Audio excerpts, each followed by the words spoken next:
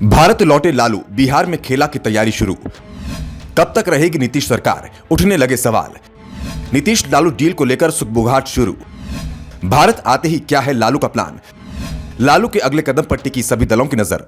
Singapore में kidney transplant कराने के बाद अब लालू प्रसाद यादव भारत लौट आए हैं और उनके लौटते ही बिहार की राजनीति में हलचल मच गई है।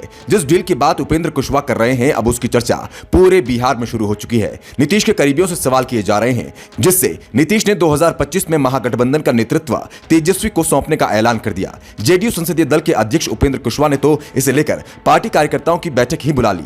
वो बात अलग है कि जेडीयू अध्यक्ष ललन सिंह इस बैठक को ही खारिज कर रहे हैं। वो तो यहां तक दावा कर रहे हैं कि उपेंद्र कुशवाहा को बैठक बुलाने का अधिकार है ही नहीं, वो पार्टी के सिर्फ एक एमएलसी हैं। ललन सिंह ने तो उपेंद्र को पार्टी के संसदीय दल का अध्यक्ष मानने से ही इनकार कर दिया और उपेंद्र कुशवाहा भी ललन के बयान से उन पर निशाना साध रहे हैं। उपेंद्र कुशवाहा ने कहा कि जो बातें मैं लगातार कहता आ रहा था उस पर ललन सिंह ने भी मुहर लगा दी है। नीतीश जिस सम्मान की बात कर रहे हैं उस पर से ललन सिंह ने ही पर्दा हटा दिया है। मैं लंबे समय से कह रहा था कि संसदीय दल का अध्यक्ष पद तो दे दिया, लेकिन ताकत नहीं दी, अध्यक्ष पद के नाम पर झुंझुना पकड़ा दिया। आज भी जो पत्र जारी किए जाते हैं उसमें उपेंद्र कुशवाहा को जेडीयू संसदीय दल का नेता बताया जाता है, लेकिन पार्टी के दिग्गज नेता कहते हैं कि उपेंद्र सिर्फ एमएलसी हैं। जेडीयू के बीच चल रहे इस घमासान में अब जल्द ही लालू यादव की एंट्री होने वाली है। लालू सिंगापुर से दिल्ली पहुंच चुके हैं। दिल्ली एयरपोर्ट पर व्हील चेयर में बिठाकर उन्हें बाहर लाया गया।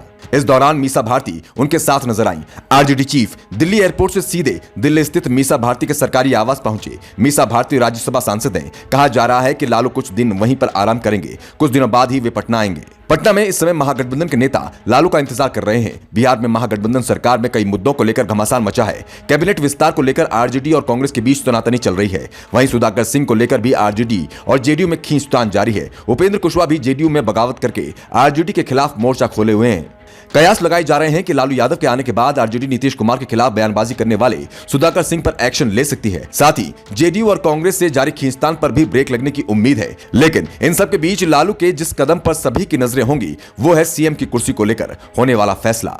आरजेडी के नेताओं की माने तो लालू और तेजस्वी के साथ नीतीश की जो डील हुई थी उसके अनुसार दिसंबर में ही नीतीश को सीएम पद छोड़ना था, लेकिन नीतीश के सीएम पद छोड़ने की तारीख आने से पहले लालू यादव सिंगापुर रवाना हो गए, क्योंकि उनके किडनी ट्रांसप्लांट की तारीख आ गई थी। जेडीयू नेताओं का दावा है कि लालू सिंगापुर गए तो नीतीश कुमार ने डील में नई शर्तें जोड़ दी।